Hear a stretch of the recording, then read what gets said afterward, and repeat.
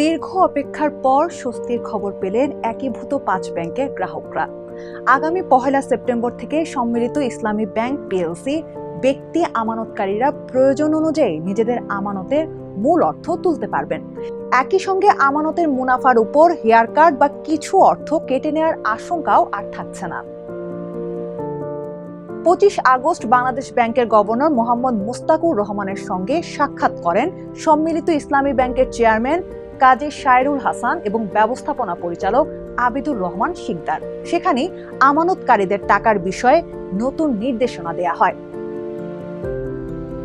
Governor Mustakur Rahman বলেন, জাতীয় সংসদে অর্থমন্ত্রী ঘোষণা দিয়েছিলেন আমানতকারীদের মুনাফায় কোনো ধরনের হেয়ার কাট থাকবে না।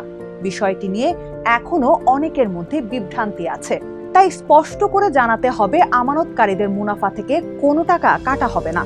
কারণ এর আগে 5টি ব্যাংক একীভূত হওয়ার প্রক্রিয়ায় আমানতকারীদের ভবিষ্যৎ নিয়ে নানা প্রশ্ন তৈরি হয়েছিল।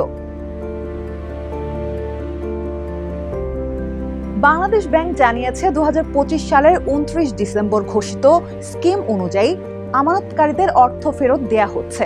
পাশাপাশি আগামী 1 সেপ্টেম্বর থেকে ব্যক্তি আমানতকারীরা প্রয়োজন অনুযায়ী নিজেদের মূল অর্থ তুলতে পারবেন। তারা প্রয়োজন অনুযায়ী আল ওয়াদিয়াহ চলতি হিসাব, মুদারাবা সঞ্চয় হিসাব এবং মুদারাবা মেয়াদি আমানত, এই 3 ধরনের হিসাবের মূল অর্থ উত্তোলনের সুযোগ থাকবে।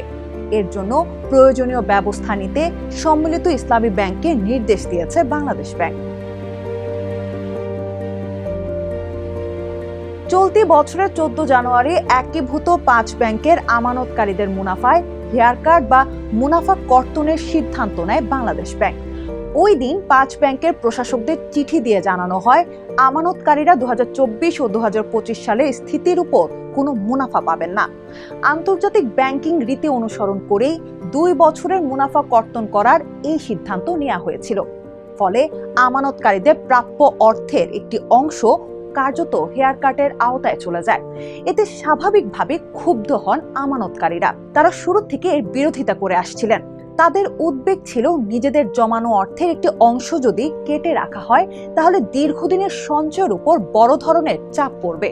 এখন বাংলাদেশ ব্যাংকের নতুন নির্দেশনায় সেই নিয়মই প্রত্যাহার করা হলো। সম্মিলিত ইসলামী ব্যাংক পিএলসি কোনো সাধারণ ব্যাংক নয়। একীভূত 5টি ব্যাংক নিয়ে গঠিত এই ব্যাংকের মূলধনের পরিমাণ প্রায় 35,000 কোটি টাকা। এটি দেশের বৃহৎ এবং একমাত্র সরকারি মালিকানাধীন ইসলামী ব্যাংক।